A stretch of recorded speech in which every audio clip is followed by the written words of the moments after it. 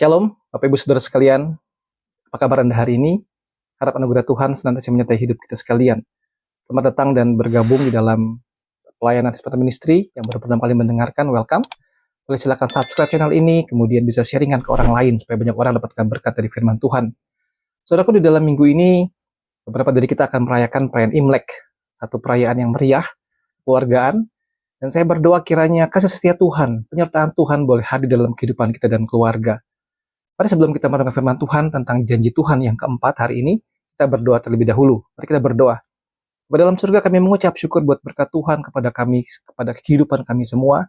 Berkatilah hari ini, berkatilah perenungan firman yang singkat ini untuk memulai awal yang baru. Supaya setiap kami mendapatkan janji Tuhan, memegang janji Tuhan, dan mengamini janji Tuhan. Dalam Yesus Kristus kami berdoa dan bersyukur. Amin. Bapak-bapak, kita melihat renungan hari ini diambil dari Ulangan pasal 31, ayat yang ke-8. Saya bacakan. Sebab Tuhan, Dia sendiri akan berjalan di depanmu.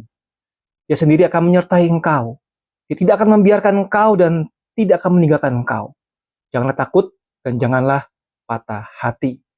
Saudara, bagian ini konteksnya itu berbicara mengenai Musa yang sedang menyiapkan bangsa Israel untuk bisa masuk ke dalam tanah perjanjian tanpa Musa. Musa diberikan sanksi oleh Tuhan, tidak bisa masuk ke dalam tanah perjanjian. Dalam masa persiapan itu, Musa menunjuk Yosua sebagai penggantinya. Saudara bisa lihat di dalam Ulangan pasal 31 ayat 1-8. Kalau kita ada di dalam kondisi pada waktu itu, saudara, kira-kira apa sih ketakutan kita? Sebagai umat Tuhan pada waktu itu, sebagai Yosua pada waktu itu. Mungkin mereka akan berpikir begini, kayak apa ya tanah perjanjian itu? Apakah nanti kita bisa bebas di situ, ataukah harus banyak juga berperang? Musuh-musuhnya akan seperti apa kira-kira? Wah, sekarang sudah comfort zone dengan kondisi saat ini, tapi bagaimana nantinya? Waduh, bisa ribet gak sih, bosan dan sebagainya. Apakah Yosua bisa dan mampu jadi pemimpin yang hebat untuk menggantikan Musa nantinya? Bagaimana kalau nanti ada suku yang nggak setuju dan memberontak? Ada begitu banyak ketakutan saat memasuki satu event, satu momen, satu season yang baru dalam kehidupan pada waktu itu. Saudaraku, apa ketakutan kita pada saat ini? Kita mungkin jauh lebih baik daripada kehidupan umat Israel pada waktu itu.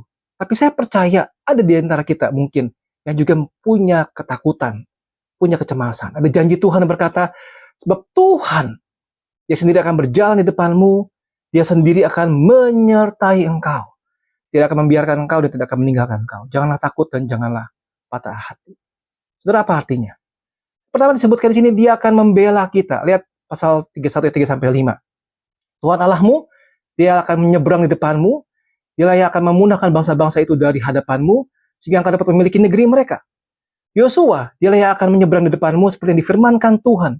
Dan Tuhan akan melakukan terhadap mereka apa yang dilakukannya terhadap Sihon dan Og, raja-raja orang Amori, yang telah dipunahkannya itu dan terhadap negeri mereka.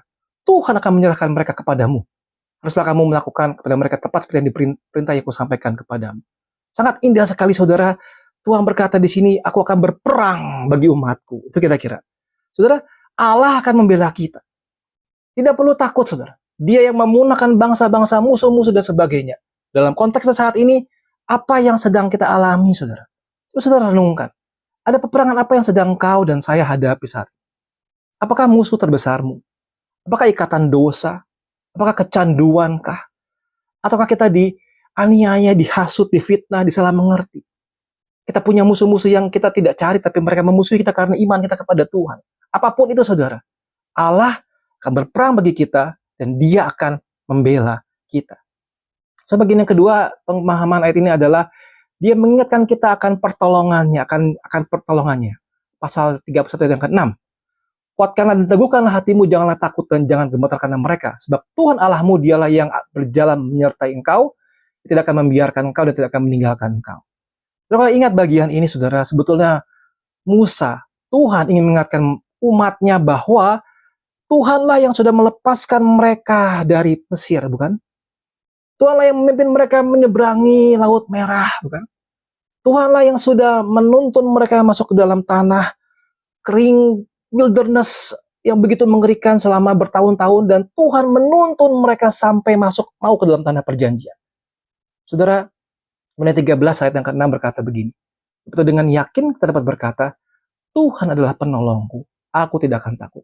Apakah yang dapat dilakukan manusia terhadap aku? Tuhan menolong.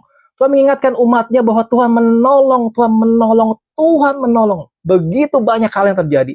Tuhan adalah penolongku. Saudaraku, renungkanlah.